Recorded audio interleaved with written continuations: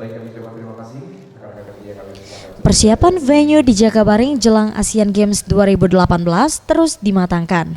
Setelah membangun dan menambah sejumlah fasilitas baru untuk pelaksanaan event tersebut, Pemprov Sumsel terus berupaya agar venue yang digunakan sesuai standar yang diinginkan.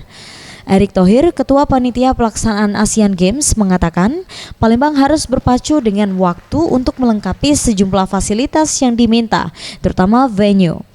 Dari segi pembangunan, venue di Palembang cukup layak dan siap.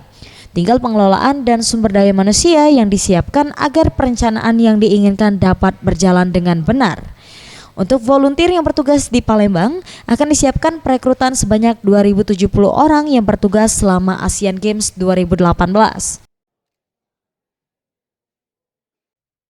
Alhamdulillah juga tadi saya sudah sampaikan ke Pak Gubernur bahwa nanti dari jumlah volunteer yang akan ada di Palembang itu kurang lebih 2.070 volunteer, dan kita sudah bekerja sama dengan 6 universitas yang ada di Sumatera Selatan dan khususnya Palembang untuk ini menjadi volunteer yang bisa diaktifkan di sini. Tetapi memang semua mesti melalui satu website yang sudah ada di panitia.